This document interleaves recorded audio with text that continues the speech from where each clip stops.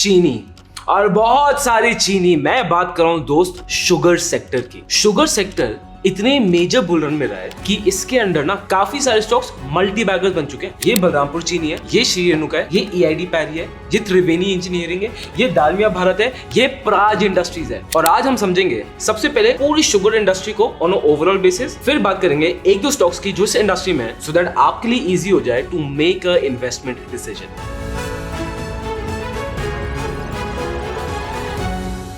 अब अगर किसी भी इंडस्ट्री में आपको लॉन्ग टर्म तक रहना है ना, बहुत जरूरी क्या है, उस इंडस्ट्री को हम एक simple logical point of view समझे। और आज गोयल आपके लिए वही करेगा। अब India is the second largest consumer of sugar, कोई डाउट की बात ही नहीं है। मतलब हमारे कितने फेस्टिवल होते हैं, हर फेस्टिवल में डिफरेंट टाइप की मिठाई होती है। होली पे गुजिया खाते हैं, गणेश चतुर्थी पे हम मोदक खाते हैं। हाँ, और आप हलवाई क्या चले जाओ, लाइन है, डेजर्ट्स की लाइन लगी हुई है। तो India is the second largest consumer of sugar. और दूसरी एंड में India is the second largest producer of sugar. सबसे बड़ा ब्राजील है, उसके बाद है भारत। अब इस इंडस्ट्री में ना बहुत टाइम से प्रॉब्लम्स चलती आ रही है, ठीक है। और इस इंडस्ट्री में एक्सप्लॉइटेशन भी काफी होता है, प्राइसिंग की काफी प्रॉब्लम है। अब गन्ने का ना एक बड़ा इंटरेस्टिंग कैरेक्टरिस्टिक होता है, जैसे ही आप गन्ने को हार्वेस्ट करोगे, गन्ने को काटोगे ना, वो गन्ना सूखने लग जाएगा। और जितना गन्ना सूखेगा उतना ही वो कम वे करेगा, फार्मर को उतना ही कम कॉस्ट मिलेगा। तो आइडियली फार्मर क्या चाहता है, जैसे ही गन्ना कटा उसको लोड करो ट्रैक्टर पे, और ट्रैक्टर को ले जाओ शुगर मिल और सारा का सारा गन्ना बेच दो। अब एक्सप्लॉइटेशन कहाँ आती है, पहले क्या होता था, शुगर मिल्स फार्मर्स को बोलते थे देखो हम तो गन्ने का इतना रेट देंगे। और अगर फार्मर मना करता था तो शुगर मिल क्या बोलती थी,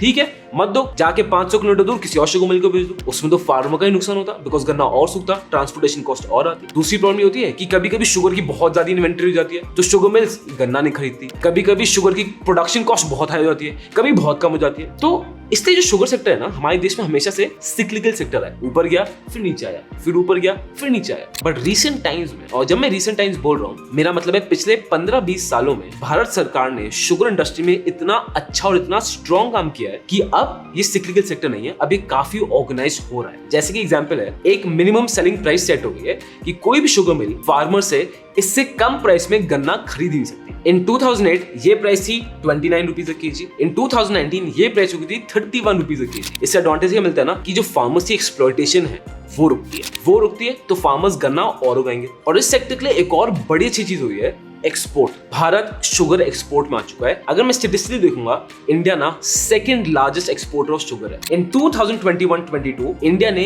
11.1 मिलियन टन शुगर एक्सपोर्ट की थी, जो ऑल टाइम हाई है। एंड इज एक्सपेक्टेड कि 2022-23 में वो एक्सपोर्ट करेंगे 6.1 मिलियन टन। अब गवर्नमेंट ऑफ इंडिया ने एक्सपोर्ट को ना थोड़ा कंट्रोल किया, और ये जरूरी भी है। क्यों? अगर सारा का सारा शुगर भारत ने एक्सपोर्ट कर दिया, majority of the sugar export हो गया, तो जो डोमेस्टिक कंजम्पशन है हमारे लिए चीनी महंगी हो जाएगी, और चीनी इंडियंस के लिए एक बेसिक नेसेसिटी है। इसलिए अब ये डिसाइड हुआ है कि शुगर सेक्टर में जो एक्सपोर्ट होगा ना वो एक रीजनेबल लिमिट पे होगा। अब दूसरा फैक्टर आता है एथेनॉल का। एथेनॉल कहां से ड्राइव होता है, शुगर से ड्राइव होता है। और ये कहां पे यूज होता है, ये यूज होता है पेट्रोल में ब्लेंड होने के लिए। सबसे पहला, इंडिया का कार्बन फुटप्रिंट कम होता है, बिकॉज एथेनॉल एक रिन्यूएबल सोर्स ऑफ एनर्जी है, ये वेस्ट क्रॉप से जनरेट होता है। दूसरा एडवांटेज ये आता है, जितना हम एथेनॉल ब्लेंडिंग करेंगे पेट्रोल में, उतनी ही भारत की क्रूड ऑयल पर डिपेंडेंसी कम होगी, और जितना क्रूड ऑयल पर डिपेंडेंसी कम होगी उतना ही हमारा बैलेंस ऑफ ट्रेड और बेटर होगा। बिकॉज इंडिया का सबसे ज्यादा जो खर्चा आता है वो किस पे आता है, ऑयल को इंपोर्ट करने में आता है। तो आगे बढ़ने के पहले ना एक बार आप ये समझ लो कि एथेनॉल डिराइव कैसे होता है। एथेनॉल बनाया कैसे जाता है, जो प्लांट्स और क्रॉप्स होती है जो जनरली बल्क में पड़ी जाती है, फार्मर या तो जला देते हैं या गाड़ देते हैं या डिस्पोज ऑफ कर देते हैं, उनको फीड स्टॉक बोला जाता है। उसको ग्राइंड किया जाता है, फिर उसको रिफाइन किया जाता है, और जब वो रिफाइन होती है ना, वो ब्रेक डाउन कर जाती है शुगर में, स्टार्च में, सेल्यूलोज में। जब वो ब्रेक डाउन कर जाती है, उसके बाद एक पूरा फर्मेंटेशन का प्रोसेस होता है जिससे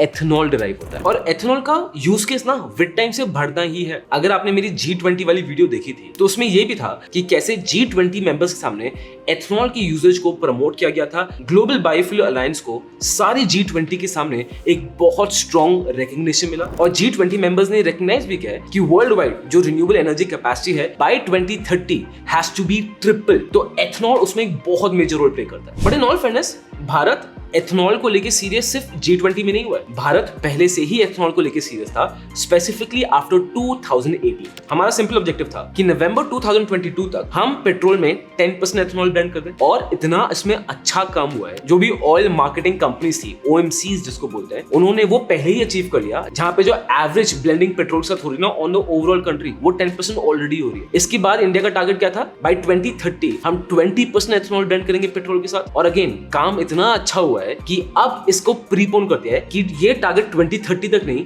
ये टारगेट पूरा होगा सिर्फ आने वाले 2 से 3 सालों में। अब आप नोटिस करो कि शुगर इंडस्ट्री में कितनी बड़ी अपॉर्चुनिटी है। क्यों?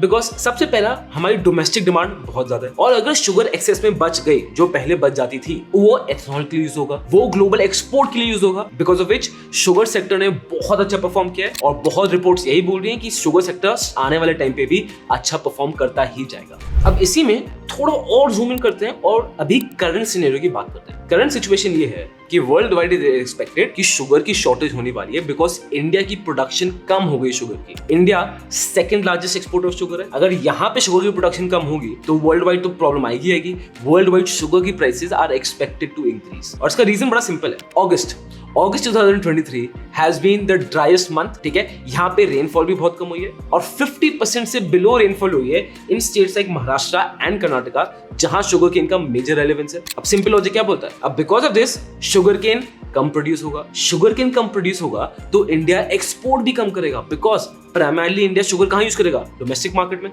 जिसके वजह से सप्लाई शॉर्टेज होगी, जिसकी वजह से प्राइस बढ़ेगी। और ये गोयला नहीं बोल रहा है, ये रॉयटर्स की रिपोर्ट बोल रही है। और अगर आप चाहते हो कि गोयला मुझे ये सेक्टर समझना है, ये सेक्टर समझा दो, ये सेक्टर समझा दो, तो बस दोस्त उस सेक्टर का नाम कमेंट बॉक्स में लिख दो, और हमें सपोर्ट करने के लिए आप सब्सक्राइब बटन दबा सकते हो, इससे हमें बहुत मोटिवेशन मिलती है। अब आ जाते हैं शुगर सेक्टर की कंपनीज। ठीक है सर, ये है पूरी लिस्ट। तो सबसे पहले तो मैं प्राज इंडस्ट्रीज को चूज करूंगा। क्यों चूज करूंगा? बिकॉज एथेनॉल में है, एथेनॉल का बहुत मेजर रोल होने वाला है। प्राज इंडस्ट्रीज एथेनॉल में एक बहुत मेजर प्लेयर है, मैं आपको डिटेल में बताऊंगा। सेकंड स्टॉक में जो कंसीडर करने वाला हूं ना, वो है त्रिवेणी इंजीनियरिंग। अब आप देखोगे त्रिवेणी इंजीनियरिंग और दालमिया भारत को कंपेयर करोगे ना, तो काफी नेक टू नेक है, बट हमने त्रिवेणी को चूज किया टू एनालाइज बिकॉज त्रिवेणी का एक तो ROCE और ROE ज्यादा है, दूसरा ये है त्रिवेणी ना वाटर मैनेजमेंट सिस्टम्स में भी है, तो बिजनेस का स्कोप भी ज्यादा है। तो आज इन दोनों को एनालाइज करेंगे। तो शुरू करते हैं पहली कंपनी से, जो है प्राज इंडस्ट्रीज। अब जब भी मैं एथेनॉल के बारे में सुनता हूँ ना, मेरे और बहुत सारे इन्वेस्टर्स के दिमाग में सिर्फ एक ही कंपनी का नाम आता है, वो है प्राज इंडस्ट्रीज। इस कंपनी ने अपना बिजनेस शुरू किया था एथेनॉल प्लांट्स बनाने के लिए। मतलब कोई अगर क्लाइंट इनके पास जाएगा तो ये उस क्लाइंट के लिए पूरा एथेनॉल का मैन्युफैक्चरिंग प्लांट सेटअप कर देंगे। और ये कंपनी इस स्पेस में इतनी बड़ी है, इसके सिर्फ नंबर्स ही आपको बता देंगे। इंडिया में ये मार्केट लीडर है with 60% market share of manufacturing ethanol plants, and world wide 10% market share है इन एथेनॉल प्रोडक्शन। अब एथेनॉल आता है बायो एनर्जी में, और इस कंपनी का 65% रेवेन्यू सिर्फ और सिर्फ बायो एनर्जी से आता है। अब जब भी किसी कंपनी को देखते हैं ना, इट इज वेरी इंपॉर्टेंट कि आने वाले टाइम में इस कंपनी का फायदा क्या हो सकता है, इन्वायरमेंट में क्या हो रहा है कि इस कंपनी को फायदा हो जाए, तो अब वही डिस्कस करते हैं। वर्ल्ड वाइड जो भी एथेनॉल बनता है उसका 80% किस में यूज होता है? फ्यूल्स के अंदर, एक क्लीनर फ्यूल बनाने के लिए, उसको पेट्रोल में ब्लेंड करने के लिए, एंड 60 कंट्रीज ने इसको मैंडेट कर दिया है। तो एथेनॉल प्लांट्स की तो देखो डिमांड होगी, और प्राज इंडस्ट्रीज ना उसमें कंसिडरेबल प्लेयर है। उसके बाद जो हमारे देश में ऑयल मार्केटिंग कंपनीज हैं, OMCs, उन्होंने ये एक्सप्रेस किया है कि हमें 300 करोड़ लीटर का एथेनॉल और चाहिए, specifically in 8 ethanol deficit states. India में सबसे बड़ा मार्केट लीडर एथेनॉल का कौन है? Praj industries. So they are in a very favourable situation. Tamil Nadu government ने TN एथेनॉल ब्लेंडिंग पॉलिसी निकाली है, जहां पे इन्वेस्टमेंट्स वर्थ 5000 करोड़ आ रहे हैं। क्यों? एथेनॉल प्लांट सेटअप करने के लिए। और एक और इंटरेस्टिंग चीज बताऊं, एथेनॉल का फ्यूल ना प्लेन्स में भी यूज कर रहे हैं। इसको हम बोलते हैं sustainable aviation fuel, SAF। Air Asia India ने Pune to New Delhi flight ली थी और उसमें SAF फ्यूल का यूज किया था, which in itself is a major achievement. और ये दिखा रहा है कि एविएशन इंडस्ट्री में भी एथेनॉल की डिमांड कैन इंक्रीज मैसिवली। इस कंपनी के क्लाइंट्स की बात करोगे तो यार ये बहुत मेजर OMCs भी हैं, जैसे Indian oil, Bharat petroleum, Hindustan petroleum. और शुगर इंडस्ट्री की बात करोगे तो बलरामपुर चीनी, त्रिवेणी इंजीनियरिंग, EID पैरी, ब्रिटिश शुगर, और बहुत सारे स्ट्रॉन्ग प्लेयर्स हैं जो सब के सब प्राज इंडस्ट्रीज के कस्टमर्स हैं। और ये बिजनेस ना अपने आप को डाइवर्सिफाई भी कर रहा है, जैसे प्राज इंडस्ट्रीज अब water and waste water management में भी आ गया। एंड एज टाइम पासेस ना इसकी डिमांड भी बढ़नी चाहिए, because we are going to renewable source of energy. पानी शॉर्टेज हर जगह हो रही है, और ये हमने अपने आसपास भी किया है, तो definitely this will play a major role. और अगर आप 2023 के पहले 9 मंथ्स देखोगे ना, 25 to 30% जो प्राज इंडस्ट्री को बिजनेस है ना, वो water and waste water management से है। और एक और बड़ी इंटरेस्टिंग चीज है, बताओ, आई फील सो ऑप्टिमिस्टिक कि world is becoming such a nice place to be in. क्यों?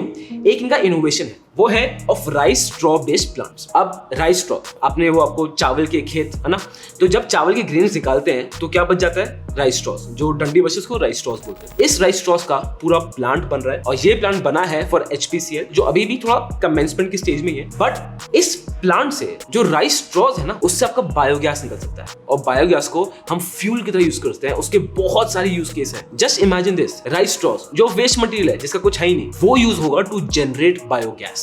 तो पॉजिटिव इंप्लीकेशंस तो इसके बहुत हैं। ये है प्राज का स्टॉक एंड हाँ, रिसेंट टाइम्स में तो स्टॉक सीधा ऊपर भागा है और G20 के बाद तो और भी ज्यादा ऊपर भागा है। सेकंड बिजनेस आता है त्रिवेणी इंजीनियरिंग। अब ये सिर्फ शुगर सेक्टर में नहीं है, ये पूरा एक कॉन्ग्लोमेरेट है। शुगर में है, एथेनॉल में है, इंजीनियरिंग में है। और अगर सिर्फ शुगर की बात करें ना, तो इंडिया के ये टॉप 3 शुगर मैन्युफैक्चरर्स में आते हैं और एथेनॉल के सेकंड लार्जेस्ट प्रोड्यूसर है। अभी जो बिजनेस है, जैसे मैंने बताया, डाइवर्सिफाइड है। तो हर एक बिजनेस के पिलर को समझते हैं। सबसे पहले आता है शुगर। ये बहुत स्ट्रेटेजिकली लोकेटेड है। यूपी में जो सेंट्रल उत्तर प्रदेश है और जो वेस्टर्न उत्तर प्रदेश है, जो शुगर रिच एरिया ना, वहां पे दे आर लोकेटेड, तो उसका तो एडवांटेज मिलता ही है। प्रोडक्शन की बात करूं तो ये प्रीमियम क्वालिटी शुगर बनाते हैं and that two of diverse range, जिसमें एक लार्ज ग्रेड शुगर भी आ जाएगा, मीडियम ग्रेड भी आ जाएगा, स्मॉल ग्रेड भी आ जाएगा, क्रिस्टल हो, रिफाइंड हो, फार्मास्यूटिकल हो। शुगर ये सिर्फ कस्टमर्स को नहीं देते हैं, ये सिर्फ घरों में नहीं दे रही है। हमारे घरों में सिर्फ चीनी नहीं आ रही है, इनकी चीनी जाती है बड़े बड़े फार्मास्यूटिकल बिजनेसेस को, FMCGs को, बेवरेजेस कंपनीज को, और इनकी